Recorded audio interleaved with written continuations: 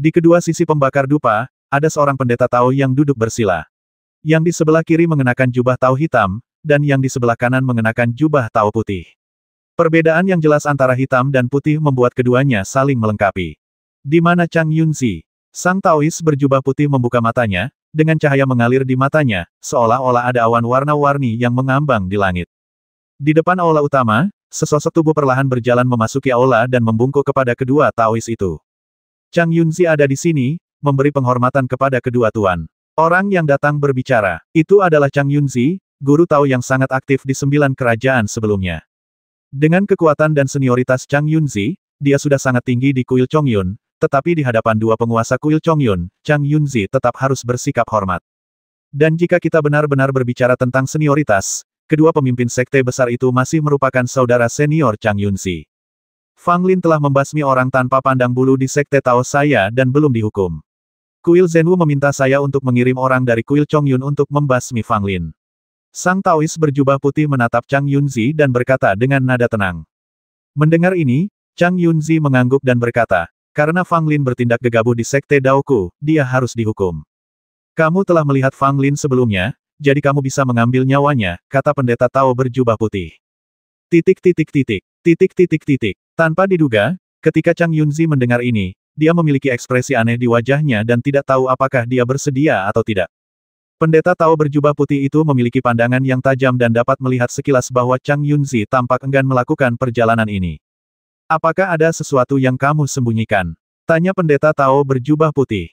Chang Yunzi ragu sejenak, namun tetap berkata, sejujurnya kepada kalian berdua, Fang Lin bukanlah orang yang mudah terpancing emosinya.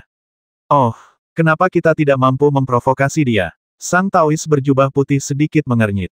Chang Yunzi tersenyum pahit kedua kakak laki-lakiku, kalian mungkin tidak tahu bahwa Fang Lin memiliki seorang guru yang melindunginya. Apakah Anda berbicara tentang guru misterius yang menyebabkan kematian Buddha di Pamkara? Kata pendeta Tao berjubah putih. Orang ini, bukannya Chang Yunzi tidak mau berjuang demi Taoisme. Hanya saja guru misterius itu terlalu kuat. Bahkan Buddha di Pamkara bukanlah lawannya. Bagaimana aku bisa mengalahkannya? Chang Yunzi berkata dengan getir. Pendeta Tao berjubah putih merenung sejenak, sementara pendeta Tao berjubah hitam yang terdiam berkata, menurut berita dari Wang Linlang, Fang Lin sekarang memiliki kekuatan yang sebanding dengan seorang abadi yang agung. Selain ibel dari keluarga Long, tidak ada tanda-tanda orang kuat misterius itu. Mendengar ini, Chang Yunzi diam-diam mengerang dalam hati, seolah-olah dia bertekad untuk memaksanya berurusan dengan Fang Lin. Sejujurnya, Chang Yunzi benar-benar ketakutan sejak dia menyaksikan kekuatan mengerikan mumi tua itu. Jauh di lubuk hatinya, dia sangat tidak ingin berurusan dengan Fang Lin. Bagi Chang Yunzi, ini sama saja dengan basmi diri. Meskipun pria kuat misterius itu tampaknya tidak bersama Fang Lin, Chang Yunzi tidak berani pergi. Bagaimana jika pria kuat misterius itu bersembunyi dan tidak mengambil tindakan, dan benar-benar memaksa Fang Lin ke dalam situasi putus asa? Begitu orang kuat misterius itu muncul, bukankah Chang Yunzi akan tamat? Apakah kamu bercanda? Bahkan Buddha di Pamkara tidak dapat mengalahkan pria kuat misterius itu. Chang Yunzi sangat sadar diri. Dia tahu bahwa dirinya jauh lebih rendah dibandingkan dengan Buddha di Pamkara. Jika dia berhadapan dengan pria kuat misterius itu, dia mungkin akan kalah hanya dalam beberapa gerakan saja. Kakak senior, apakah Chang Yunzi berani mengirim orang lain untuk membasmi Fang Lin? Chang Yunzi memandang mereka berdua dan berkata dengan hati-hati. Pendeta Tao berjubah hitam tidak mengatakan apapun, sementara pendeta Tao berjubah putih angkat bicara Chang Yunzi, kamu harus mengambil tindakan terhadap anak ini. Kuil Chongyun kita sedang kekurangan tenaga kerja saat ini. Karena kamu tidak punya hal lain untuk dilakukan, tidak ada alasan untuk tidak mengambil tindakan. Kakak senior, Fang Lin bahkan bisa mengalahkan Wang Linlang. Aku bukan lawan Wang Linlang. Aku khawatir aku akan menderita kerugian jika berhadapan dengan orang ini. Chang Yunzi berkata dengan wajah pahit. Wang Linlang tidak dikalahkan oleh Fang Lin. Dia hanya tidak ingin berusaha lebih keras lagi. Dia ingin istana Zhenwu dan Kuil Chongyunku berurusan dengan Fang Lin sehingga dia bisa mendapatkan keuntungan darinya. Kata pendeta Tao berjubah putih. Meski nadanya datar, Chang Yunzi bisa mendengar bahwa pendeta Tao berjubah putih itu jelas-jelas memandang rendah Wang Linlang. Chang Yunzi ragu-ragu sejenak dan berkata, bagaimana kalau Kuil Chongyunku juga mengikuti contoh istana tertinggi dan tidak terburu-buru berurusan dengan Fang Lin.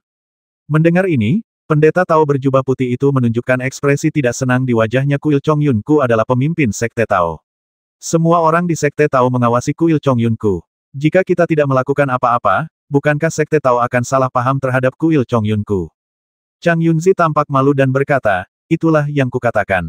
Karena kepala sekolah telah memerintahkanku untuk melakukannya, aku akan pergi dan menyingkirkan Fang Lin. Akan tetapi, meskipun Chang Yunzi berkata demikian, sebenarnya dia tidak bersungguh-sungguh mengatakannya di dalam hatinya. Jika dia benar-benar ingin berurusan dengan Fang Lin, Chang Yunzi tidak akan terlalu percaya diri.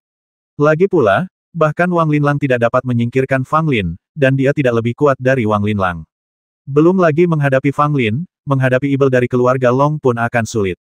Oleh karena itu, Chang Yunzi berencana untuk langsung mengerjakan tugasnya saja tanpa bersusah payah dan langsung menemui Fang Lin untuk menyampaikan rasa terima kasihnya, tanpa harus terlibat lebih jauh dengan Fang Lin. Bawa pedang Liu Yue bersamamu, itu bisa membantumu membasmi Fang Lin. Kata pendeta Tao berjubah putih itu sambil melambaikan tangannya dan menyerahkan sebilah pedang panjang kepada Chang Yunzi. Chang Yunzi mengambil pedang itu dengan hikmat, dengan ekspresi serius di wajahnya. Pedang Liu Yue ini luar biasa. Itu adalah pedang sungguhan yang telah membasmi banyak orang kuat dari 9 kerajaan. Pedang Liu Yue merupakan pedang yang dibawa oleh pendeta Tao berjubah putih dan ia jarang memberikannya kepada orang lain. Kali ini, pendeta Tao berjubah putih memberikan pedang Liu Yue kepada Chang Yunzi, jelas berharap agar Chang Yunzi dapat segera berhasil dan membasmi Fang Lin dengan pedang itu. Chang Yunzi bergumam pada dirinya sendiri, bahkan jika kamu memberiku pedang Liu Yue, kecil kemungkinan aku dapat membasmi Fang Lin. Jika sudah waktunya, saya tinggal keluar jalan-jalan, berpura-pura melakukannya, lalu kembali lagi dan mengembalikan pedang Liu Yue kepada kepala sekolah. Terima kasih, Saudara Master, karena telah memberiku pedang itu. Chang Yunzi akan melakukan yang terbaik. Chang Yunzi memegang pedang di kedua tangan dan berkata dengan sungguh-sungguh. Pergi. Sang Tao berjubah putih melambaikan tangannya, dan Chang Yunzi segera mundur. Di dalam aula, hanya ada 2 pendeta Tao yang tersisa, pendeta Tao berjubah putih dan pendeta Tao berjubah hitam. Ada wangi harum yang samar dan elegan yang terus-menerus keluar dari pembakar dupa. Jika beberapa prajurit tingkat rendah menciumnya, kultivasi mereka akan meningkat pesat. Zi Changyun pasti akan kembali dengan tangan hampa dalam perjalanan ini. Sang Taois berjubah hitam tiba-tiba berkata. Pendeta Tao berjubah putih tersenyum tipis, bagaimana mungkin aku tidak tahu hal itu. Sang Taois berjubah hitam membuka matanya. Matanya sangat biasa saja, bagaikan mata manusia biasa, tidak seindah mata pendeta Tao berjubah putih. Namun matanya tampaknya mampu melihat isi hati orang-orang, dengan kedalaman dan kedalamannya. Istana Taisang dan kuil Zhenwu benar-benar telah membuat perhitungan yang baik. Setelah menderita kerugian di tangan Fang Lin, mereka ingin menunggu tindakan kita. Jika kita tidak melakukan apapun, itu tidak masuk akal. Kita hanya bisa membiarkan Chang Yunzi keluar dan berpura-pura melakukan sesuatu. Sang Taois berjubah putih mendesah. Senior itu mungkin tertarik pada Fang Lin. Kata pendeta Tao berjubah hitam itu dengan ekspresi tenang. Chang Yunzi meninggalkan kuil Chongyun dengan enggan, mengambil pedang Liu Yue. Di kuil Chongyun, Chang Yunzi memiliki status yang sangat tinggi, kedua setelah 2 guru utama. Bagaimanapun, dia adalah adik kelas dari kedua guru utama itu. Selama perang terakhir antara kedua tempat itu, Chang Yunzi bahkan mempunyai kesempatan untuk bersaing memperebutkan kursi salah satu dari 2 ketua utama. Sayangnya, Chang Yunzi masih sedikit lebih rendah kemampuannya, dan tidak dapat bersaing dengan kedua kakak laki-lakinya yang lebih kuat dan lebih berbakat darinya.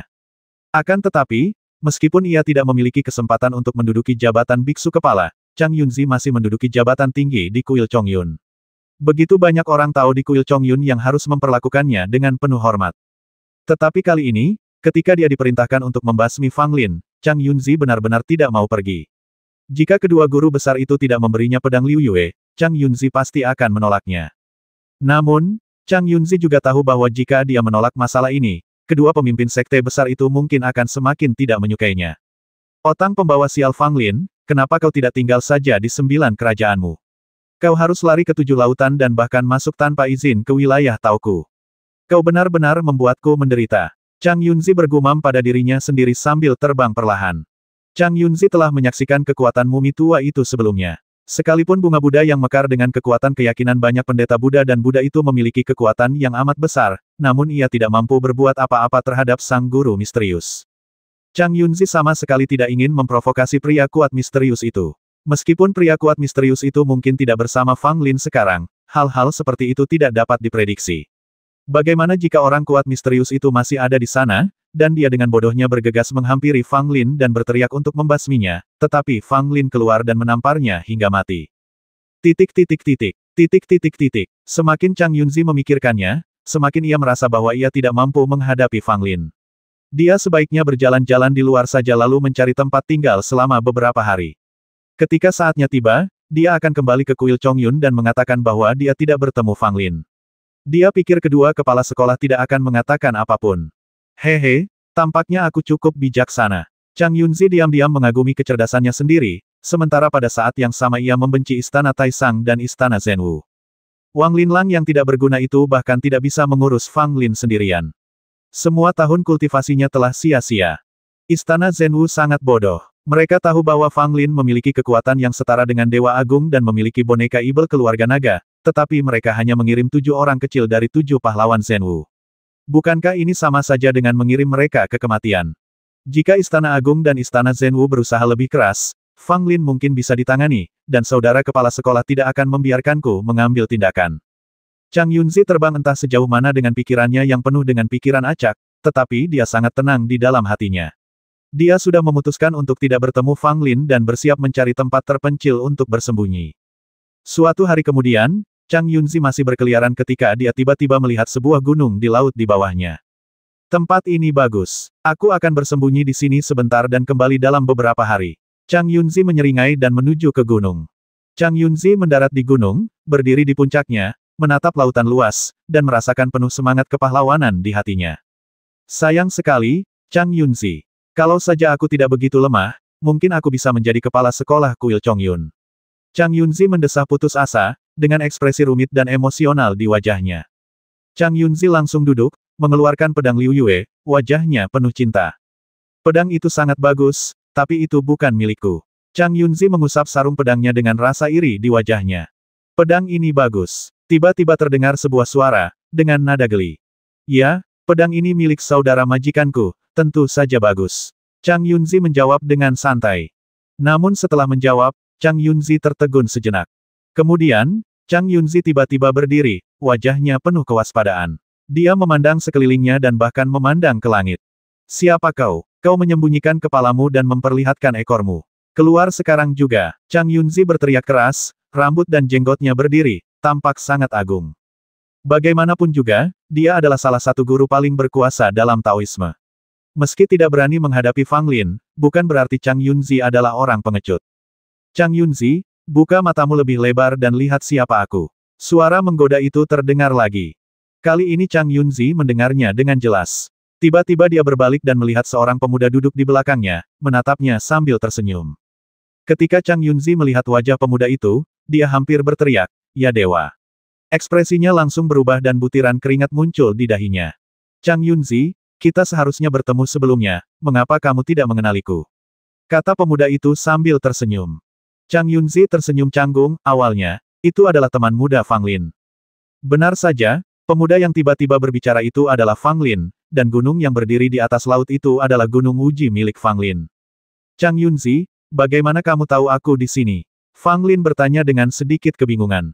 Chang Yunzi hampir menangis, dewa tahu mengapa Anda ada di sini. Saya datang ke sini hanya untuk bersembunyi. Siapa yang mengira bahwa Anda, dewa kematian dan wabah, juga ada di sini?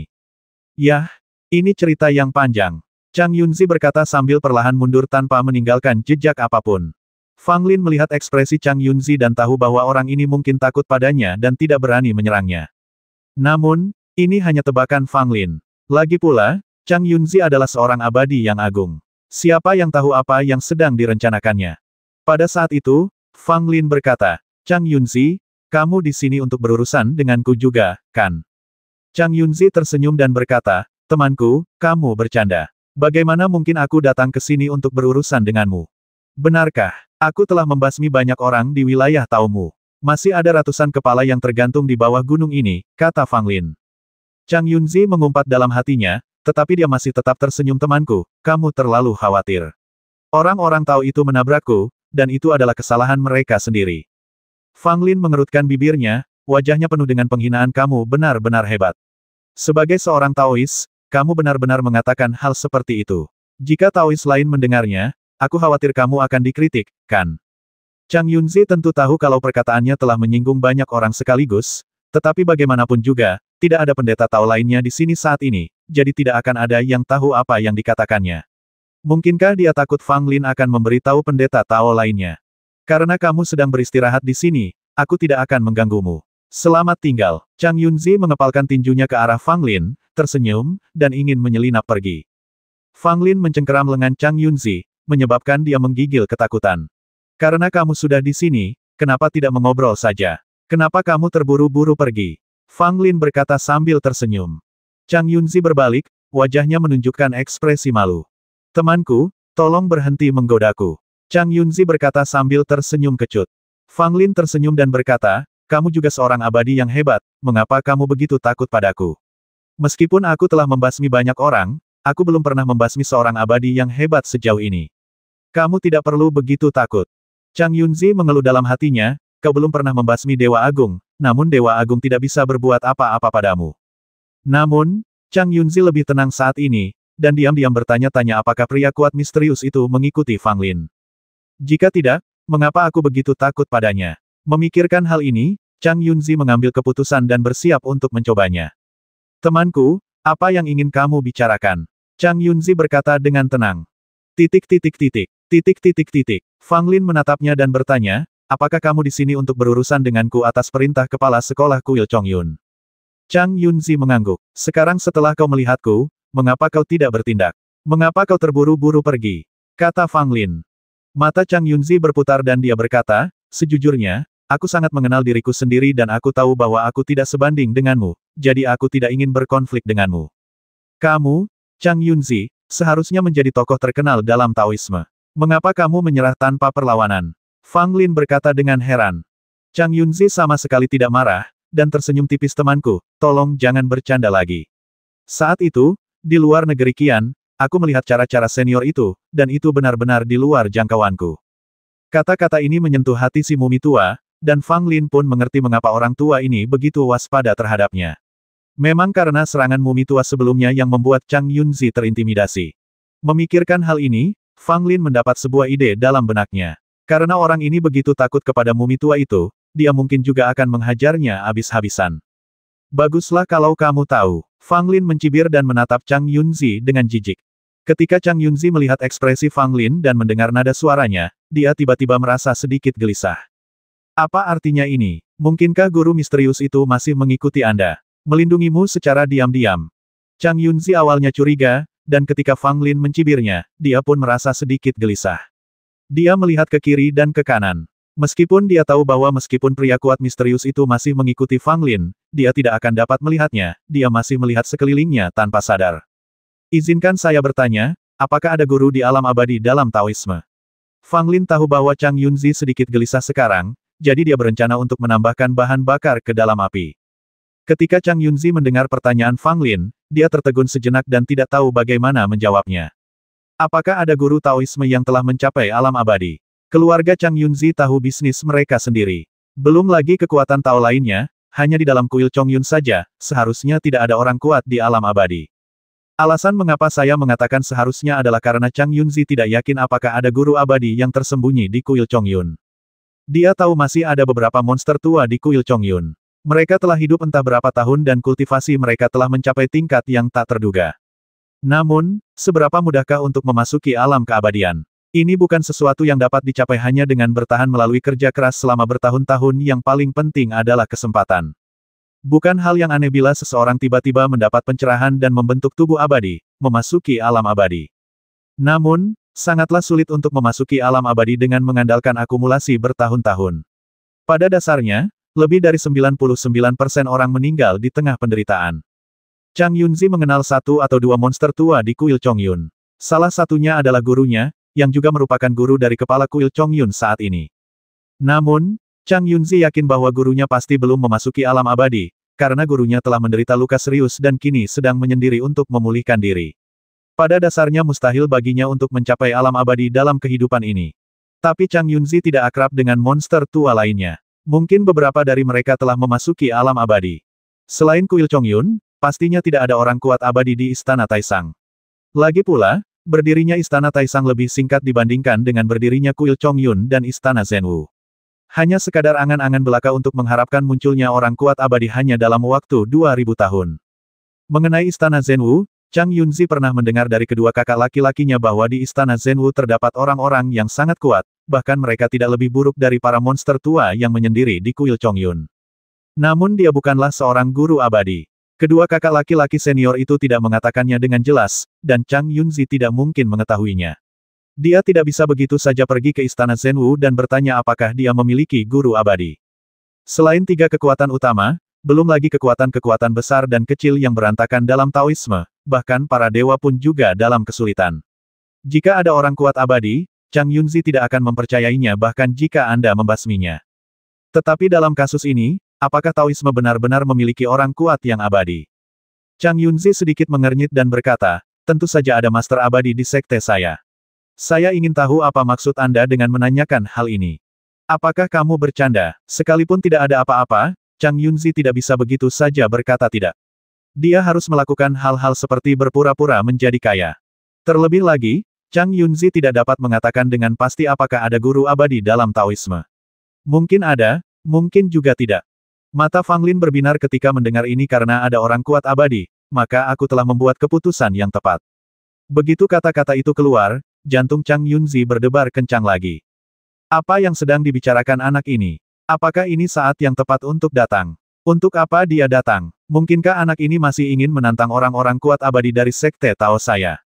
Bukankah ini terlalu berani? Tetapi setelah dipikir-pikir lagi, jika pria kuat misterius itu mengikuti Fang Lin, mungkin dia benar-benar memiliki keberanian untuk menantang pria kuat abadi itu. Chang Yunzi sangat jelas bahwa eksistensi yang tidak dapat digoyahkan bahkan oleh upaya terbaik Buddha Dipangkara pastilah seorang guru yang telah memasuki alam abadi.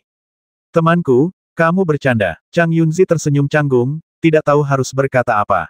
Fang Lin meliriknya dan berkata, wanita yang dibebaskan dari negeri Qian seharusnya juga berada di tanah tiga agama sekarang, kan?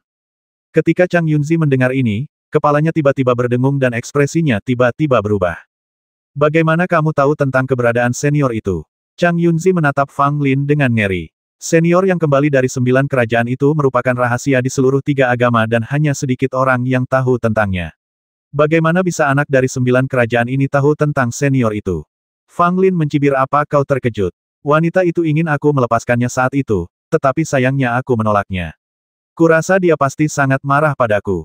Chang Yunzi memiliki ekspresi aneh di wajahnya, tidak tahu apakah yang dikatakan Fang Lin benar atau salah. Namun, Fang Lin memang lahir di kerajaan Qian, dan ketika para penguasa 3 agama ingin menyerang kerajaan Qian, dia telah menjaga kerajaan Qian dan menghalangi para penguasa 3 agama. Dari sini, dapat diketahui bahwa mungkin saja Fang Lin mengetahui keberadaan wanita misterius itu. Chang Yunzi, apakah kamu tahu di mana wanita itu sekarang? Fang Lin melihat wajah Chang Yunzi yang mencurigakan dan bertanya. Chang Yunzi menggelengkan kepalanya berulang kali, keberadaan senior itu tidak menentu, aku tidak tahu sama sekali. Mendengar ini, Fang Lin tampak menyesal, kau tidak tahu. Sayang sekali, aku ingin pergi mencarinya untuk menyusulnya. Ekspresi Chang Yunzi menjadi semakin aneh. Fang Lin sungguh berani. Bahkan Chang Yunzi tidak dapat melihat tingkat kultivasi wanita misterius itu. Kekuatannya tak terduga, dan dia memiliki hubungan yang sangat dalam dengan ketiga agama mereka. Bahkan monster tua dari ketiga agama pun harus tunduk kepada wanita misterius itu. Apa yang mampu kamu lakukan, Fang Lin? Beraninya kau mengatakan akan mengunjunginya untuk mengenang masa lalu. Namun, Chang Yunzi masih memiliki beberapa keraguan di hatinya. Karena Fang Lin berani mengatakannya, mungkinkah dia benar-benar percaya diri? Apakah lelaki tua berambut perak, yang bahkan Buddha Dipangkara pun tidak dapat digoyahkan meskipun mempertaruhkan nyawanya, benar-benar bersembunyi dalam kegelapan? Memikirkan hal ini, Chang Yunzi tidak ingin tinggal di sini lagi. Dia merasa berdiri di sini hanyalah siksaan hidup. Hanya dewa yang tahu apakah lelaki tua berambut perak itu akan tiba-tiba muncul dan menamparnya hingga mati. Kalau dia benar-benar menembak dirinya sendiri sampai mati, bukankah dia akan mati secara tidak adil? Dia sama sekali tidak bermaksud menimbulkan masalah bagi Fang Lin, tetapi siapa sangka kalau mereka bertemu di sini ternyata hanya kebetulan seperti itu. Terlebih lagi, Chang Yunzi sendirilah yang dengan bodohnya berakhir di Gunung Uji milik Fang Lin. Ini sungguh suatu kebetulan yang besar.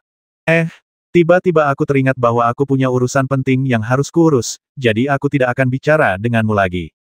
Selamat tinggal, ucap Chang Yunzi lalu berbalik dan terbang menjauh. Fang Lin tidak menghentikannya kali ini. Melihat Chang Yunzi terbang jauh, senyum di wajah Fang Lin memudar, digantikan oleh ekspresi serius. Sepertinya wanita itu ada di Seven Seas. Aku harus berhati-hati. Jika aku bertemu dengannya, aku khawatir akan sulit untuk lolos tanpa cedera. Fang Lin berkata dalam hati. Pada saat yang sama, dia mendesah dalam hatinya. Sungguh merepotkan bahwa mumi tua itu tidak ada. Jika mumi tua itu ada di sini, perjalanan ke 7 lautan mungkin akan jauh lebih lancar dan mudah. Dia tidak perlu terlalu berhati-hati dan cermat seperti sekarang, dan dia tidak perlu melalui banyak pertarungan yang putus asa untuk akhirnya sampai di sini. Lagi pula, jika mumi tua itu ada, Fang Lin tidak perlu takut pada wanita misterius itu. Tidak peduli seberapa kuat wanita itu, dia tidak dapat dikalahkan oleh mumi tua Jing Zulong, yang dulunya adalah seorang Santo Ibel. Sayangnya mumi tua itu telah pergi dan tidak seorang pun tahu di mana dia sekarang. Tidak ada berita apakah dia masih hidup atau meninggal. Sejujurnya, Fang Lin masih cukup khawatir tentang mumi tua itu. Lawan yang akan dihadapinya pasti sangat kuat. Akan tetapi, mumi tua itu tidak pernah memberitahu Fang Lin siapa yang telah menindasnya pertama kali. Fang Lin pernah menebak bahwa itu adalah ayahnya Fang Qingye di kehidupan sebelumnya, tetapi Fang Lin dengan cepat membatalkan tebakan ini. Karena dia telah bertemu dengan inkarnasi ayahnya Fang Qingye di puncak Monkey Palm. Saat itu, Fang Qingye pasti memperhatikan bahwa mumi tua itu ada di tubuh Fang Lin, tetapi dia tidak banyak bicara. Dia hanya tidak membiarkan mumi tua itu menyadari keberadaan inkarnasi itu. Jika orang yang menekan mumi tua itu benar-benar ayahnya Fang Qingye, maka secerca inkarnasi Fang Qingye pasti sudah memberitahunya tentang masalah ini. Oleh karena itu, Fang Lin menyimpulkan bahwa orang yang menekan mumi tua itu pasti bukan Fang Qingye. Namun selain ayahnya sendiri, siapa lagi di era itu yang memiliki kemampuan untuk menekan seorang Santo Ibel? Fang Lin mempunyai beberapa tebakan dalam benaknya, tetapi itu semua hanyalah tebakan. Sekarang Fang Lin sendiri punya banyak hal yang harus diselesaikan, jadi dia hanya bisa berharap agar mumi tua itu dapat kembali hidup-hidup dan mereka dapat bertemu lagi suatu hari nanti. Pertemuan kebetulan dengan Chang Yunzi ini membuat Fang Lin lebih waspada. Tempat ini mungkin tidak jauh dari kuil Chongyun. Fang Lin tahu betul bahwa kuil Chongyun lebih menakutkan daripada istana Taisang dan Aula Zhenwu. Jika dia terus saja berbaris di dalam kota dengan begitu terang-terangan, dia mungkin akan segera dicegat oleh orang-orang kuat dari kuil Chongyun. Pada saat itu, Fang Lin menyingkirkan Gunung Wuji dan menggunakan pil penyamaran untuk mengubah penampilannya agar tidak menarik perhatian. Namun, Fang Lin juga tahu bahwa pil penyamaran tidak akan banyak berguna. Baik itu mata spiritual maupun mata surgawi, atau teknik pupil tingkat tinggi lainnya, semuanya dapat melihat penyamaran Fang Lin. Fang Lin sudah tahu lokasi Menara Bintang 7. Masih agak jauh, tetapi tidak terlalu jauh.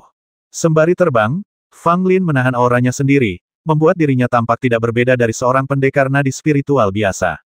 Namun penyamaran seperti itu tidak dapat luput dari pandangan para guru Tao. Tak lama kemudian Fang Lin bertemu dengan beberapa tokoh spiritual Tao, yang langsung mengetahui penyamaran Fang Lin. Untungnya, orang-orang ini semuanya berada di alam Lingyuan, dan Fang Lin mengurus mereka semua tanpa banyak usaha. Tetapi kemudian Fang Lin mendapati bahwa orang-orang dari Sekte Tao semakin sering muncul, dan tampaknya sedang mencarinya. Saat yang paling parah adalah ketika Fang Lin bertemu dengan seorang Dewa Agung, yang merupakan guru dari kuil Chongyun. Tentu saja, penyamaran Fang Lin langsung diketahui oleh pihak lain, dan pertempuran sengit pun tidak dapat dihindari. Fang Lin akhirnya mengandalkan boneka ajaib untuk memaksa pria itu mundur. Kemudian Fang Lin melarikan diri dan mendarat di sebuah pulau dengan luka-luka. Pulau itu tidak kecil ukurannya, dan ada beberapa orang biasa tanpa budidaya apapun yang tinggal di sana. Ketika Fang Lin datang ke pulau itu, dia tidak mengganggu orang-orang di sana, dan memilih menyembuhkan lukanya dengan tenang di antara pegunungan. Hanya ada 4 hari lagi agar pil keabadian 7 hari mulai berefek. Fang Lin merasa sedikit cemas. Jika dia tidak dapat mencapai Menara Bintang 7 dalam waktu 4 hari, dia akan benar-benar menghadapi krisis besar. Oleh karena itu, Fang Lin berusaha mempersingkat waktu penyembuhan sebanyak mungkin dan menelan berbagai pil penyembuhan tanpa pandang bulu. Ketika Fang Lin sedang memulihkan diri, Sang Dewa Agung yang sebelumnya terpaksa mundur juga melacaknya dan menemukan pulau ini. Anak laki-laki ini seharusnya berada di pulau ini. Seorang lelaki tua bertubuh tinggi dan berwajah gelap dengan pedang panjang di punggungnya berdiri di atas pulau, menghadap ke seluruh pulau. Orang ini adalah guru dari kuil Chongyun. Setelah Chang Yunzi diperintahkan meninggalkan kuil Chongyun, orang ini juga meninggalkan kuil Chongyun dan datang untuk membasmi Fang Lin. Akan tetapi, dia datang ke sini bukan atas perintah, melainkan diundang secara diam-diam oleh Istana Zhenwu. Kuil Zhenwu berjanji kepadanya bahwa jika dia membawa kepala Fang Lin ke kuil Zhenwu, mereka akan memberinya harta Zhenwu dan membiarkannya membacanya di Menara Wansu selama 3 hari. Orang tua berwajah hitam dengan pedang di punggungnya tidak dapat menolak persyaratan seperti itu, jadi dia meninggalkan kuil Chongyun tanpa izin dari kepala sekolah dan datang untuk membasmi Fang Lin. Lelaki tua berwajah gelap itu memandang ke seluruh pulau dan melihat banyak sekali orang biasa yang tidak berkultivasi apapun. Alisnya sedikit berkerut. Tetapi kemudian, lelaki tua berwajah hitam itu mengabaikan orang-orang ini dan membuka mata vertikal di dahinya, yang juga merupakan mata ketiga. Begitu mata ketiganya terbuka, seluruh pulau terlihat olehnya, dan dia bisa melihat semuanya dengan jelas. Akan tetapi, lelaki tua berwajah hitam itu tidak dapat melihat Fang Lin, bahkan tidak dapat merasakan sedikit pun hembusan napas Fang Lin, seakan-akan Fang Lin tidak berada di pulau ini sama sekali. Anak ini pasti ada di pulau ini. Aku khawatir dia menggunakan cara khusus untuk menyembunyikan dirinya, jadi aku tidak bisa menemukannya. Lelaki tua berwajah hitam itu berkata dalam hati. Kekuatan mata surgawi mulai bekerja lagi, mencapai batas kemampuan lelaki tua berwajah hitam, yang ingin mencari petunjuk apapun tentang Fang Lin di pulau ini. Tetapi setelah lama memperhatikan, mata lelaki tua itu pun menjadi perih dan tidak memperoleh apa-apa. Anak yang licik, orang tua berwajah hitam itu tampak agak jelek. Jika Fang Lin ingin bersembunyi di pulau sebesar itu, akan sangat sulit baginya untuk menemukannya. Kita tidak bisa menghancurkan pulau ini sepenuhnya, bukan? Meskipun Fang Lin mendarat di pulau ini, dia memasuki kuil tertinggi sesegera mungkin, jadi meskipun lelaki tua itu membalik seluruh pulau, dia tidak akan dapat menemukan Fang Lin. Ini adalah pulau yang hanya ditinggali orang-orang biasa. Tidak ada prajurit Tao dan tidak ada jejak pembudidaya yang dapat dideteksi di seluruh pulau. Orang-orang di pulau itu tidak tahu bencana macam apa yang sedang dihadapi pulau itu saat ini. Sekalipun kekuatan mata dewa lelaki tua berwajah hitam itu turun ke seluruh pulau, mereka tidak dapat merasakannya sama sekali dan tetap bekerja dan hidup seperti sebelumnya. Bagi manusia fana ini, para Taois yang terbang di angkasa itu bagaikan dewa-dewi, yang sama sekali tidak dapat mereka jangkau. Itulah sebabnya mereka tidak percaya bahwa dewa-dewi seperti itu akan muncul di dunia mereka.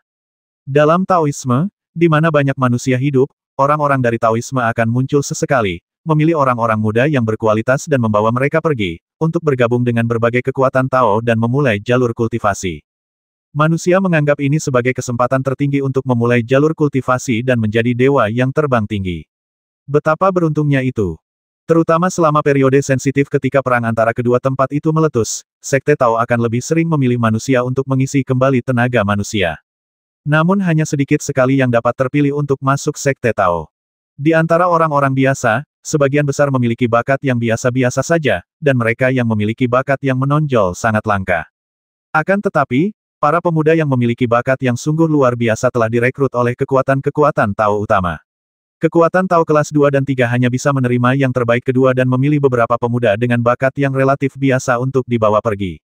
Tetapi manusia-manusia fana ini tidak memahami bahwa begitu mereka memulai jalur kultivasi, hidup mereka tidak lagi berada di tangan mereka sendiri.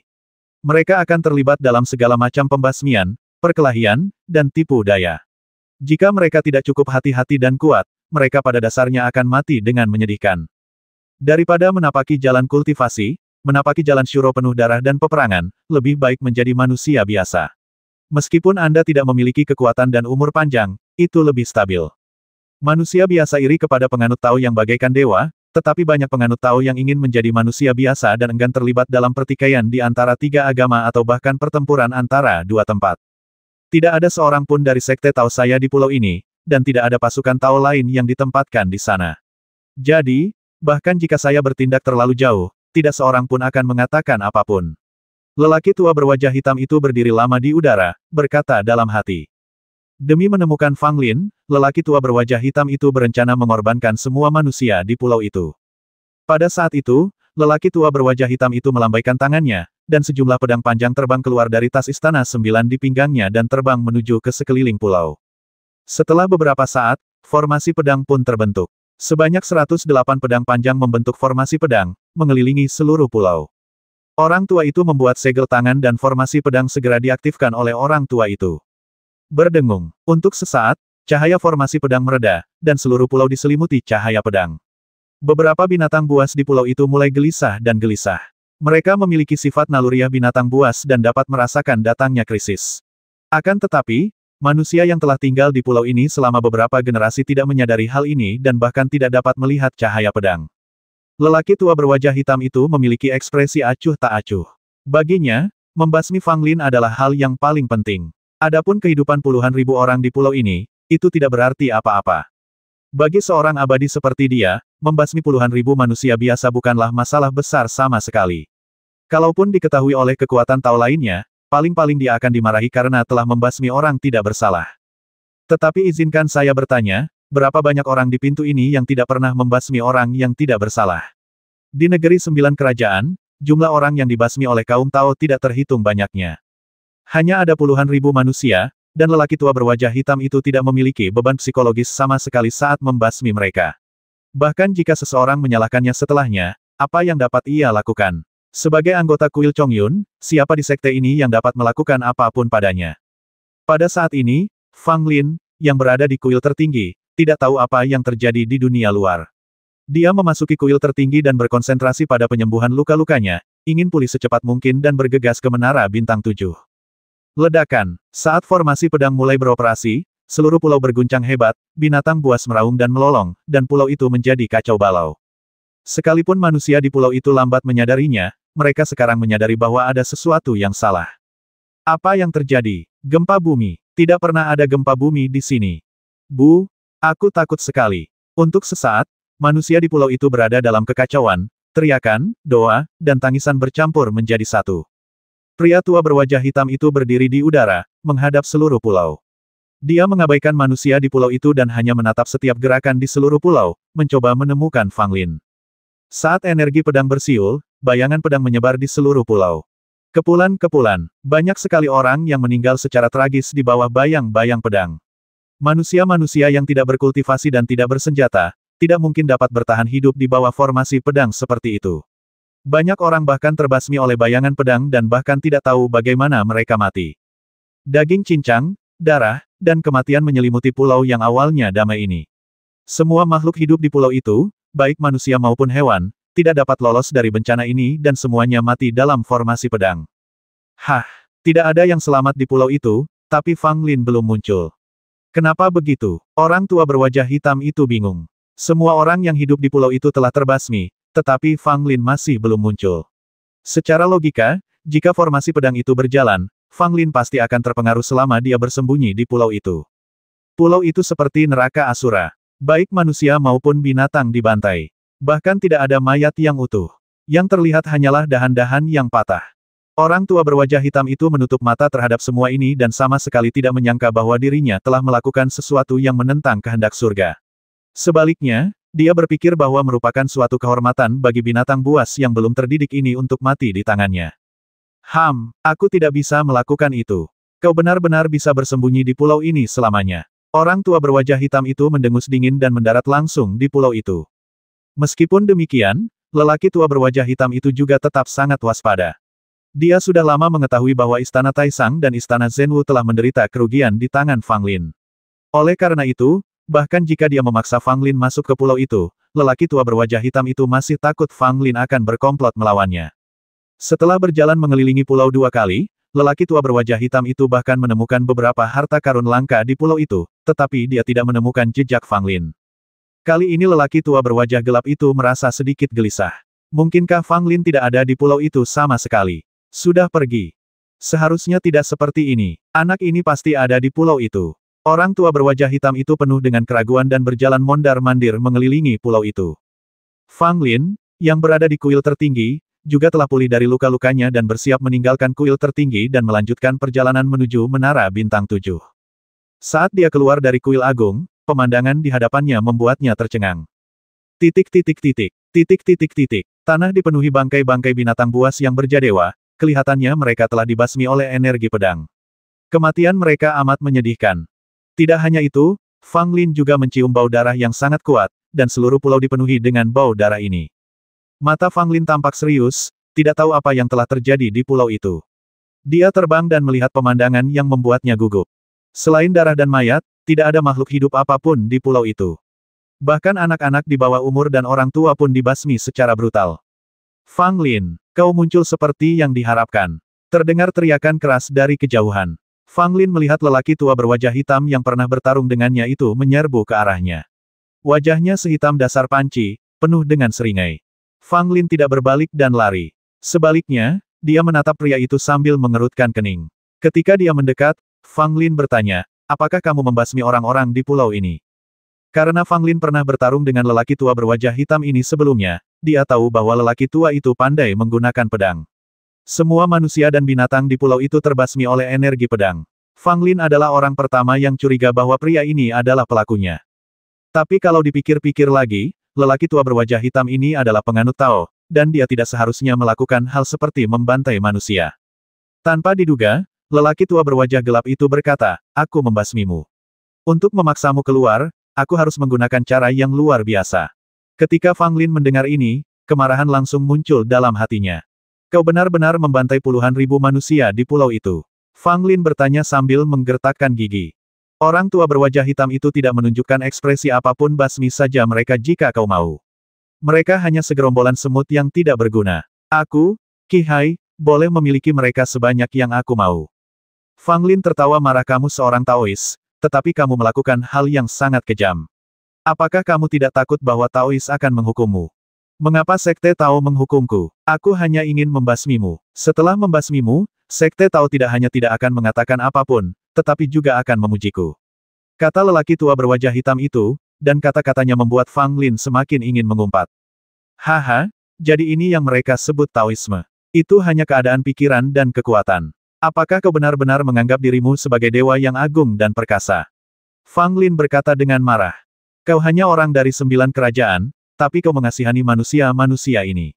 Sungguh konyol. Orang tua berwajah hitam itu tertawa.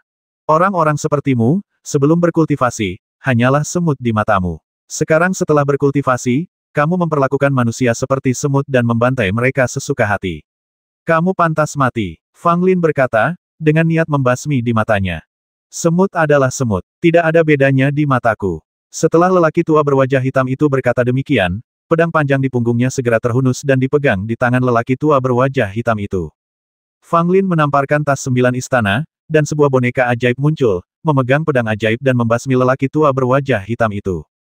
Fang Lin mundur ke kejauhan dan memanggil 7 lampu Dewa Api kuno.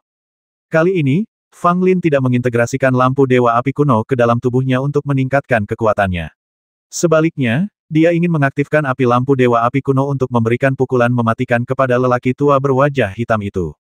Meskipun boneka ajaib itu kuat, ia hanya sebanding dengan lelaki tua berwajah hitam, dan sulit menentukan pemenangnya. Jika Anda ingin mengalahkan orang tua ini, Anda hanya dapat menggunakan beberapa cara yang luar biasa. Harta karun terkuat di tangan Fang Lin sekarang tidak diragukan lagi adalah 7 lampu Dewa Api kuno ini. Jari Fang Lin dengan lembut menyentuh 7 lampu Dewa Api kuno. Tiba-tiba, semburan kekuatan api yang melonjak meraung keluar dari kedalaman pulau di bawah dan berkumpul di lampu Dewa Api kuno. Melihat hal itu, Fang Lin pun yakin bahwa di bawah pulau itu sebenarnya terdapat sebuah gunung berapi bawah laut yang menyimpan daya tembak yang amat dahsyat. Jika kekuatan api ini diserap sepenuhnya oleh lampu Dewa Api kuno, ia akan mampu melepaskan serangan yang mengguncang bumi. Bahkan seorang abadi yang agung bisa jatuh hingga mati karena pukulan ini. Bagaimanapun, lampu kuno Dewa Api merupakan harta yang paling berharga milik Kaisar Api kuno. Semua kemampuan Kaisar Api terkandung dalam 7 lampu kuno Dewa Api ini. Jika kultivasi Fang Lin tidak memadai, lampu kuno Dewa Api tidak akan pernah bisa mengerahkan kekuatan sejatinya di tangannya. Jika Ibel Suci yang setara surga mengaktifkan 7 lampu Dewa Api kuno ini, maka tak seorang pun di seluruh dunia yang dapat menandinginya. Karena orang tua ini telah membasmi semua orang di pulau ini, aku akan menggunakan kekuatan pulau ini untuk membasminya. Itu bisa dianggap sebagai balas dendam untukmu. Fang Lin melirik mayat-mayat di pulau itu dan berkata dalam hati. Fang Lin masih merasa sedikit bersalah terhadap orang-orang yang mati sia-sia di pulau itu. Lagi pula, jika dia tidak datang ke pulau ini, manusia di pulau ini tidak akan mengalami bencana seperti itu. Karena kejadian ini, Fang Lin menjadi semakin muak dengan apa yang disebut Sekte Tao. Di negeri 9 kerajaan, bahkan jika terjadi perselisihan antar negara, manusia tak berdosa jarang sekali terkena dampaknya. Akan tetapi, lelaki tua berwajah hitam ini, sebagai seorang guru Tao, begitu kejam terhadap manusia di wilayah Tao dan langsung membantai mereka. Apa bedanya dia dengan para pembuat pil racun yang telah kehilangan seluruh kemanusiaannya? Fang Lin tidak pernah mempunyai niat membasmi yang begitu kuat terhadap seorang Taois. Tak peduli apakah Wang Linlang yang pernah ditemuinya sebelumnya, atau 7 pahlawan Zhenwu yang ditemuinya kemudian, atau Chang Yunzi, tak satu pun dari mereka yang bisa membuat Fang Lin semarah lelaki tua berwajah hitam ini hingga ingin mencabik-cabiknya. Ledakan-ledakan-ledakan. Di tengah pulau, Tanah tiba-tiba runtuh, aliran magma panas melesat ke langit, dan kekuatan api yang besar dan agung mengalir ke lampu kuno Dewa Api. Orang tua berwajah hitam itu sedang bertarung sengit dengan boneka Ibel ketika dia tiba-tiba melihat magma meletus di pulau itu. Dia juga melihat 7 lampu Dewa Api kuno di depan Fang Lin menyerap kekuatan api. Kelopak matanya berkedut sedikit dan dia mendapat firasat buruk. Bagaimana aku bisa membuatmu berhasil? Orang tua berwajah hitam itu berteriak, dan 3 pedang terbang keluar dari pinggangnya dan langsung menuju ke arah Fang Lin. Tombak naga tulang muncul di tangan Fang Lin, dan dia bertarung dengan 3 pedang. Fang Lin telah mengalami banyak metode pria tua berwajah hitam itu sebelumnya. Orang ini sangat pandai menggunakan pedang dan bahkan lebih pandai lagi dalam menggunakan pedang terbang. Ketiga pedang terbang ini secara alami sangat tajam, dan masing-masing pedang bersifat fleksibel, seolah-olah ada 3 jago pedang yang mengayunkan ketiga pedang ini bersama-sama. Fang Lin hanya berusaha sekuat tenaga menahan 3 pedang terbang, membiarkan lentera kuno Dewa Api menyerap cukup banyak kekuatan api untuk melepaskan serangan terkuat. Magma semakin banyak menyembur keluar dari pulau itu, perlahan-lahan menyelimuti seluruh pulau, jasad manusia dan binatang yang mati di pulau itu pun ikut terkubur dalam magma. Pulau ini, yang dulunya penuh vitalitas, kedamaian, dan ketenangan, tidak akan ada lagi setelah perang ini. 3.000 pedang Taoisme. Orang tua berwajah hitam itu menjadi kejam setelah melihat bahwa dia tidak dapat memenangkan pertempuran untuk waktu yang lama, dan dia menggunakan keterampilan uniknya. Dalam sekejap, 3.000 pedang terbang mengembun dan terbentuk di belakang lelaki tua berwajah hitam itu. Pedang terbang ini semuanya dipadatkan oleh kultivasi Tao yang tak terduga dari lelaki tua itu, dan tidak lebih buruk dari pedang halus yang sebenarnya. Yang paling dahsyatnya, ke-3.000 pedang terbang tersebut dapat dipadatkan menjadi satu, cukup untuk membasmi para dewa agung di alam yang sama. Ini adalah keterampilan unik yang tidak digunakan oleh lelaki tua berwajah hitam itu selama bertahun-tahun. Dengan keterampilan uniknya ini, lelaki tua berwajah hitam itu telah membasmi banyak guru dari 9 negara, yang membuat lelaki tua itu terkenal dalam Taoisme. Pada saat ini, keajaiban 3.000 pedang dilakukan, dan tiba-tiba bayangan pedang jatuh dari langit seperti kekuatan yang luar biasa, mencoba membasmi boneka ajaib Fang Lin di bawah hujan pedang. Boneka Ibel itu meraung dan mengayunkan pedang Ibel di tangannya. Tiba-tiba, energi Ibel keluar dari pedang itu. Ada sosok-sosok manusia padat berkumpul dalam energi Ibel, seolah-olah ada ribuan pasukan yang tersembunyi di bawah energi Ibel hitam ini. Energi Ibel menyerbu melawan hujan pedang dan keduanya saling bertabrakan. Seketika itu juga energi pedang mencabik-cabik energi Ibel, dan energi Ibel melahap energi pedang. Keduanya bertarung dengan sengit hingga menyebabkan langit berubah warna. Fang Lin juga terpengaruh di kejauhan dan mundur berulang kali, dengan pakaian perang kilin menutupi tubuhnya untuk menghindari terluka oleh energi pedang dari lelaki tua berwajah hitam itu.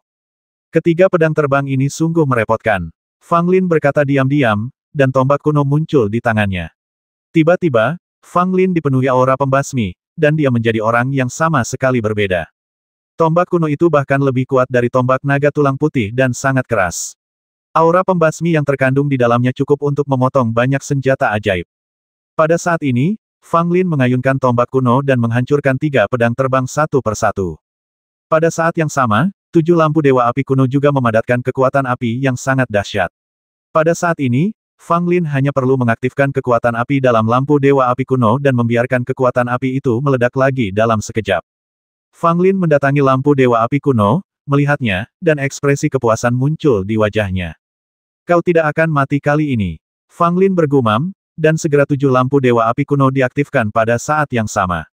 Dalam sekejap, ke-7 lampu Dewa Api kuno semuanya meledak menjadi api yang mengerikan dan ke-7 api itu menyatu. Fang Lin mengulurkan tangan kanannya, dan kekuatan tulang Ibel naga sejati menyatu dengan api, membawanya ke tingkat yang lebih tinggi. Mengaum. Saat raungan itu terdengar, kobaran api itu mengembun menjadi seekor naga sungguhan, yang dengan aura agung seekor naga sungguhan dan panasnya api, menerkam langsung ke arah lelaki tua berwajah hitam itu. Ini adalah pukulan kuat yang meletus setelah lampu Dewa Api kuno menyerap gunung berapi bawah laut, cukup untuk mengancam kehidupan sang abadi agung. Boneka Ibel itu segera mundur setelah mendengar perintah Fang Lin, dan lelaki tua berwajah hitam itu juga melihat naga api meraung ke arahnya. Orang tua berwajah hitam itu terkejut, matanya penuh ketakutan, dan dia cepat-cepat melambaikan tangannya, mengumpulkan 3.000 pedang Taoisme di depannya, memadatkannya menjadi energi pedang yang hampir transparan dan kuat. Memotong. Orang tua berwajah hitam itu meraung, dan energi pedang yang kuat tiba-tiba menebas naga yang menyala-nyala itu. Terdengar ledakan keras, energi pedang yang terkuat dan naga yang menyala-nyala saling bertabrakan dengan dahsyat. Sesaat energi pedang berhamburan, api berkobar, dan aura mengerikan menyapu ke segala arah.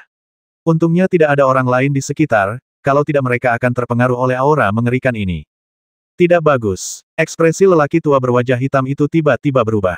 Energi pedangnya tidak mampu menahan kekuatan naga api. Menyadari ada yang tidak beres, lelaki tua berwajah hitam itu tiba-tiba menepuk dadanya, dan seketika itu juga keluarlah tenaga yang bukan milik lelaki tua berwajah hitam itu dari dadanya.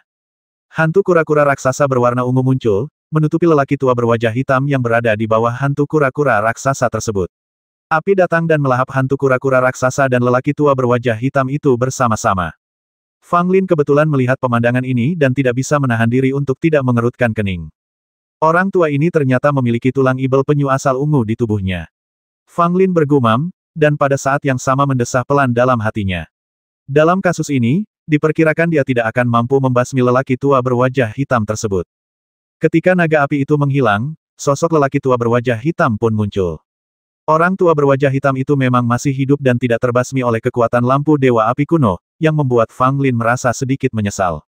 Namun, lelaki tua berwajah hitam itu tampak sangat menderita saat ini. Tubuhnya terbakar hitam, bahkan lebih gelap dari wajahnya. Dia tampak seperti sepotong arang yang digali dari api. Terlebih lagi, lengan lelaki tua berwajah hitam itu telah hilang, jelas terbakar oleh kekuatan yang dilepaskan oleh naga api. Namun apapun yang terjadi, lelaki tua berwajah hitam itu berhasil menyelamatkan hidupnya, dan melihat luka-lukanya, lukanya tidak terlalu serius. Dengan kemampuan seorang yang abadi, tidak akan memakan waktu lama untuk pulih dari cedera seperti itu. Engah, orang tua berwajah hitam itu menyemburkan darah, wajahnya penuh kengerian, seolah-olah dia tidak pernah menyangka Fang Lin mampu melakukan gerakan yang begitu hebat. Kekuatan jurus ini meninggalkan ketakutan yang tak kunjung hilang pada lelaki tua berwajah hitam itu. Jika saja dia tidak menggunakan kekuatan tulang ibel penyu ungu yang jarang terekspos pada saat kritis ini, mungkin dia akan kehilangan nyawanya. Orang tua berwajah hitam itu memperoleh sepotong tulang monster kura-kura ungu di tahun-tahun awalnya. Setelah memurnikannya di dalam tubuhnya, dia jarang menggunakan kekuatan tulang monster ini. Karena kekuatan tulang ibel penyu ungu cukup istimewa dan bagus untuk bertahan tetapi tidak bagus untuk menyerang, lelaki tua berwajah hitam itu selalu menggunakan kekuatan tulang ibel penyu ungu sebagai sarana untuk mempertahankan hidupnya. Boneka ibel itu menyerang lagi, tidak memberi kesempatan bernapas kepada lelaki tua berwajah hitam itu. Fang Lin sendiri juga menyatukan 7 lampu Dewa Api kuno dan menyerang bersama dengan boneka ibel. Orang tua berwajah hitam itu tahu bahwa dalam kondisinya saat ini, akan sulit baginya untuk berhadapan dengan ibel dari keluarga Long. Ditambah lagi Fang Lin yang telah menyatukan 7 lampu Dewa Api kuno, dia tidak akan sebanding dengannya. Oleh karena itu, orang tua itu berbalik dan berlari tanpa ragu-ragu. Melihat lelaki tua berwajah hitam itu hendak melarikan diri, Fang Lin tidak berniat melepaskannya. Boneka ajaib itu bergerak dan mengejarnya. Orang tua berwajah hitam itu melarikan diri dengan panik, sambil memperbaiki lengannya sambil berlari. Kecepatan boneka ajaib itu jelas lebih cepat dari kecepatan lelaki tua berwajah hitam itu. Ia melihat bahwa ia telah menyusul lelaki tua berwajah hitam itu, hanya dengan beberapa puluh langkah tersisa. Pedang ajaib itu terbang dan menebas langsung ke arah lelaki tua berwajah hitam itu. Orang tua berwajah hitam itu merasakan suara angin bertiup di belakangnya. Tanpa menoleh ke belakang, dia tahu bahwa itu pasti ibel dari keluarga Long yang telah menangkapnya. Kekuatan tulang ibel kura-kura ungu terstimulasi lagi, dan lapisan cangkang kura-kura ungu mengembun di belakangnya. Kapan? Pedang ajaib itu mengenai cangkang kura-kura ungu itu tepat dan terdengar suara logam beradu. Cangkang kura-kura ungu itu hancur, dan pedang ajaib itu berhasil diblok oleh cangkang kura-kura itu. Orang tua berwajah hitam itu muntah darah lagi. Meskipun kekuatan tulang ibel membantunya melarikan diri lagi, ibel keluarga Long di belakangnya seperti Raja Neraka, membuat lelaki tua berwajah hitam itu hampir setengah melangkah ke gerbang neraka. Kalau saja tulang ibelnya tidak sangat bagus dalam bertahan, luka-lukanya mungkin akan jauh lebih serius, dan dia bahkan bisa kehilangan nyawanya. Titik. Orang menyebalkan tua, mau kemana kau? Fang Lin tiba-tiba menyerbu dari samping, dan tombak kuno di tangannya, dengan aura pembasmi, menusuk langsung ke tenggorokan lelaki tua berwajah hitam itu. Meskipun lelaki tua berwajah hitam itu tidak panik, bagaimanapun juga, dia adalah seorang ahli keabadian yang matang dan mantap. Sebelum lengannya pulih, dia berteriak keras, dan tiba-tiba cahaya pedang merah tua keluar dari mulutnya. Fang Lin terkejut. Orang tua ini ternyata punya trik tersendiri. Sepertinya dia akan mati bersamanya. Fang Lin tidak ingin mati bersama orang tua ini, dan dia mungkin tidak dapat membasminya dengan pukulan ini. Sebaliknya, cahaya pedang yang keluar dari mulut lelaki tua itu sangat mengejutkan, dan dia tidak berani menahannya dengan tubuh fisiknya. Dalam sekejap, Fang Lin mundur dengan cepat, dan tombak kuno di tangannya bertabrakan dengan cahaya merah yang mendekat. Seluruh tubuh Fang Lin bergetar hebat, dan energi pedang tajam mengamuk di sekelilingnya. Bahkan dengan perlindungan pakaian tempur Qilin, Fang Lin masih merasa sedikit takut. Namun, cahaya pedang merah tua akhirnya diblokir oleh Fang Lin, dan lelaki tua berwajah hitam itu pada dasarnya telah menggunakan semua kemampuannya. Setelah kehilangan kedua lengannya, dia hampir tidak dapat menunjukkan keahliannya dalam berpedang, meskipun dia menguasai ilmu pedang. Fang Lin melambaikan tangannya dan gunung tanpa batas muncul secara langsung, menekan ke arah lelaki tua berwajah hitam itu. Orang tua berwajah hitam itu begitu terkejut ketika melihat sebuah gunung tiba-tiba muncul di hadapannya sehingga ia menendang gunung tersebut. Ledakan. Gunung itu berguncang. Orang tua berwajah hitam itu awalnya ingin menendang gunung hingga berkeping-keping dan kemudian mengambil kesempatan untuk melarikan diri. Tanpa diduga, tendangan itu bukan saja gagal menghancurkan gunung, tetapi ia malah terguncang oleh kekuatan yang amat besar dan seluruh kakinya pun mati rasa. Itu buruk. Orang tua berwajah hitam itu tampak sangat jelek. Dia dengan cepat memutar tubuhnya dan menghindari serangan pedang dari boneka ibel itu. Tetapi dalam kasus ini, lelaki tua berwajah hitam itu pada dasarnya tidak mempunyai kesempatan untuk melarikan diri. Boneka ibel telah mendekat, dan Fang Lin terus menyerang lelaki tua berwajah hitam itu dengan tombak kuno. Selain itu, gunung tanpa batas terus menghalangi jalan.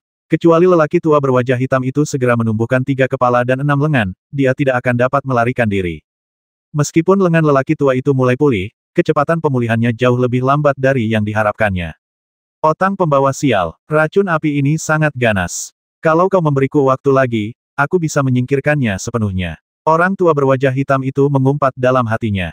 Benar saja, lelaki tua berwajah hitam itu tidak hanya lengannya terbakar oleh api, tubuhnya juga terbakar, tetapi tubuhnya juga diserbu oleh racun api. Pada saat itu, racun api menyebabkan orang tua itu sangat kesakitan. Bahkan Fang Lin tidak menyangka bahwa serangan lampu kuno Dewa Api akan mengandung racun api kali ini. Itu benar-benar kejutan yang tidak terduga. Fang Lin kemudian menyadari bahwa racun api mungkin diserap dari magma di pulau itu. Pulau ini awalnya merupakan gunung berapi bawah laut, namun telah lama tidak aktif dan baru meletus hari ini berkat lampu kuno Dewa Api. Karena magma telah tersegel selama bertahun-tahun, maka ia menghasilkan racun api. Setelah diserap oleh lampu kuno Dewa Api, racun api menyerang tubuh lelaki tua berwajah hitam itu. Dapat dikatakan bahwa inilah balasan yang pantas diterima lelaki tua berwajah hitam itu. Dia membasmi semua binatang buas di pulau itu, jadi dia pantas menerima pembalasan ini. Racun api menyebabkan kecepatan pemulihan lengan lelaki tua itu menjadi sangat lambat. Jika bukan karena tubuh abadi yang kuat, racun api akan cukup untuk membasmi prajurit Ling Yuan dalam beberapa napas. Anda harus tahu bahwa ini adalah racun api yang telah terakumulasi oleh gunung berapi bawah laut selama entah berapa tahun. Jika tiba-tiba meletus, hanya yang abadi yang mampu menahannya. Orang tua berwajah hitam tanpa lengan itu tidak dapat menggunakan ilmu pedangnya. Ia berjuang sejenak, tetapi pada akhirnya salah satu kakinya terpotong oleh pedang boneka ajaib itu. Orang tua berwajah hitam itu merasakan sakit, dan mata ketiga di dahinya terbuka dan tiba-tiba meledak. Fang Lin sangat waspada, dan saat lelaki tua berwajah hitam itu membuka mata ketiganya, dia segera melarikan diri ke kuil tertinggi. Seperti yang diduga, lelaki tua berwajah hitam itu menyadari bahwa situasinya berbahaya, jadi ia memutuskan untuk berjuang demi secercah harapan meskipun mengorbankan mata ketiganya sendiri. Mata ketiga yang hancur melepaskan kekuatan yang sangat mengerikan. Lagi pula, keberadaan mata surgawi adalah hasil dari seorang pejuang yang terus-menerus memeliharanya dengan daging dan darahnya sendiri. Setelah bertahun-tahun diberi nutrisi, kekuatan yang terkandung dalam mata surgawi sangat luar biasa, dan pada saat ini sepenuhnya dirangsang oleh lelaki tua berwajah hitam. Ledakan. Aura mengerikan menyelimuti wilayah laut dalam radius 1000 mil. Bahkan binatang laut yang bersembunyi di bawah air pun terkena dampaknya. Selama suatu waktu, banyak sekali binatang laut yang terbasmi dan terluka, dan laut dipenuhi dengan bangkai mereka. Semua penganut Tao dalam radius 1000 mil langsung terbasmi oleh kekuatan ini, tidak memberi mereka ruang untuk melawan. Boneka ibel terpengaruh oleh kekuatan ini, dan energi ibelnya berkurang drastis, tetapi ia juga membuka murid ibelnya dan menggunakan kekuatan murid ibel tersebut untuk mengimbangi sebagian besar kekuatan yang datang, yang mencegah tubuh ibelnya mengalami terlalu banyak kerusakan. Jika Fang Lin tidak bereaksi cepat dan bersembunyi di kuil tertinggi tepat waktu, dia akan rusak parah oleh kekuatan mengerikan seperti itu. Orang tua berwajah hitam itu adalah yang paling menyedihkan. Mata ketiganya hancur, menyebabkan dia menderita kerusakan berat. Meski dia belum mati, dia sudah setengah mati. Memanfaatkan fakta bahwa boneka ibel itu untuk sementara tidak dapat bergerak, lelaki tua berwajah hitam itu menggertakkan giginya dan melarikan diri untuk menyelamatkan nyawanya. Sebuah istana emas tiba-tiba muncul dan menghantam lelaki tua berwajah hitam itu. Brengsek, orang tua berwajah hitam itu sangat marah hingga dia hampir muntah darah. Dia menemukan kesempatan untuk melarikan diri beberapa kali, tetapi dihentikan oleh Fang Lin setiap kali. Wajah lelaki tua berwajah hitam itu berlumuran darah, dan ada lubang berdarah yang mengerikan di dahinya. Darah masih mengalir, membuat lelaki tua itu tampak sangat mengerikan. Kuil tertinggi runtuh, dan lelaki tua berwajah hitam itu menggunakan tubuhnya untuk melawannya, dan dia tidak berdaya. Kuil tertinggi menghantam lelaki tua berwajah hitam itu, yang langsung memuntahkan 3 suap darah. Matanya berubah merah, dan tubuhnya terjatuh seperti layang-layang yang talinya putus. Boneka ibel itu menyerang lagi dan sementara lelaki tua berwajah hitam itu terjatuh, boneka itu menebasnya dengan pedang lainnya. Kalau boneka sakti itu berhasil menggunakan pedang ini, lelaki tua berwajah hitam itu pasti akan mati dan kepalanya pasti akan terpenggal. Bagaimanapun, lelaki tua berwajah hitam ini tetaplah abadi, dengan vitalitas yang teramat kuat.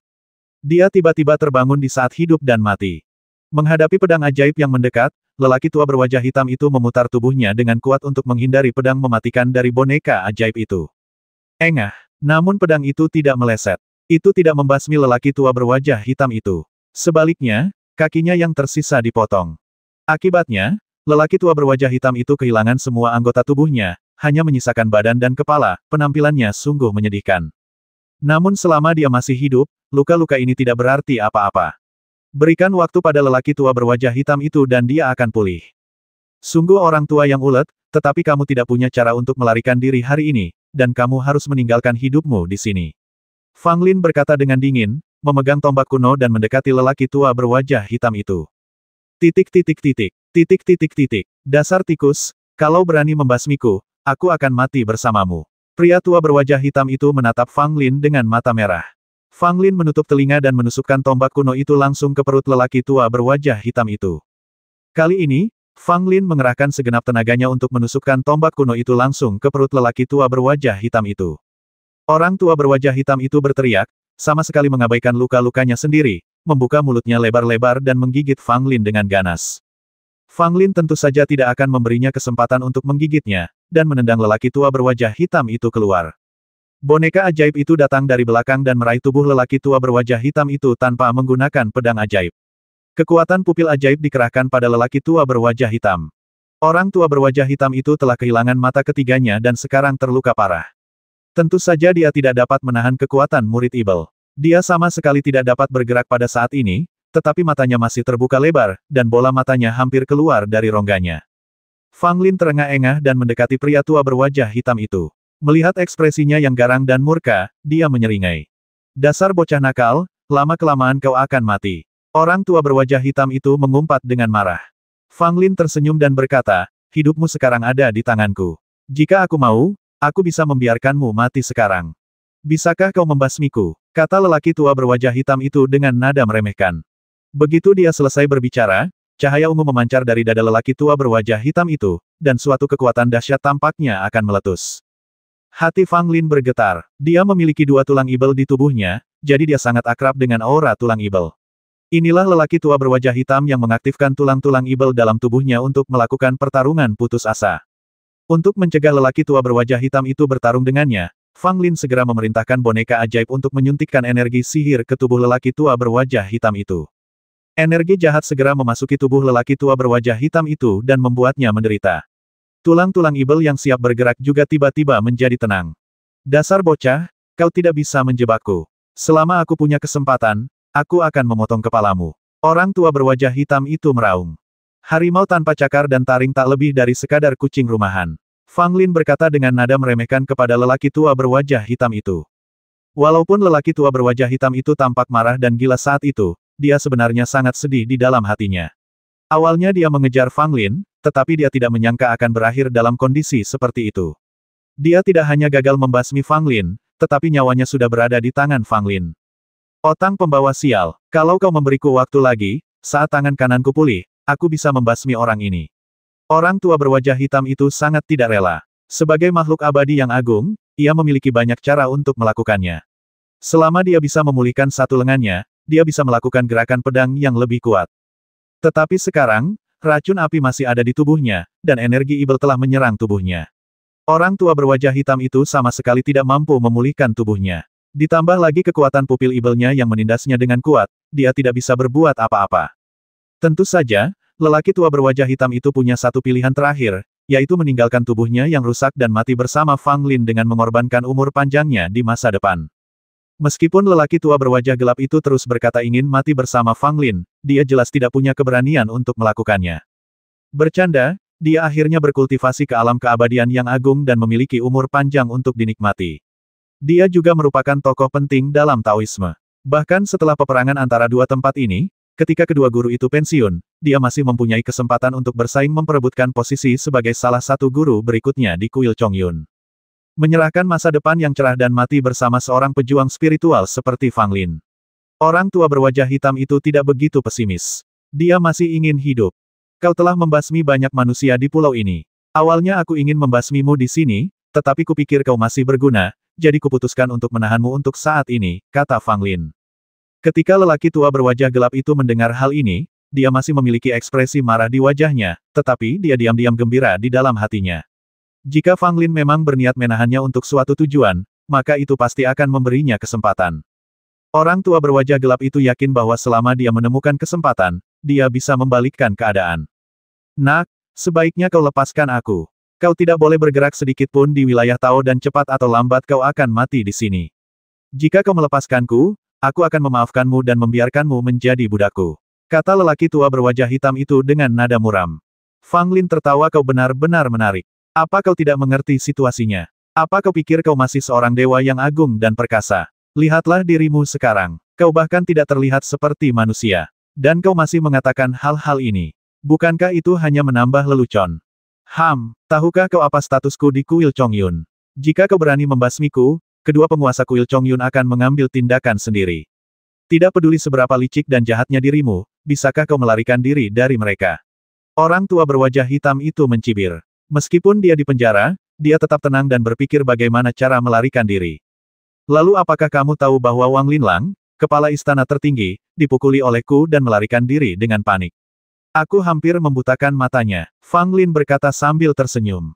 Siapakah Wang Linlang? Apakah dia bisa dibandingkan dengan dua guru besar Kuil Chongyun milikku? Sungguh konyol. Pria tua berwajah hitam itu penuh dengan penghinaan, dan jelas bahwa dia memandang rendah Wang Linlang yang disebutkan oleh Fang Lin.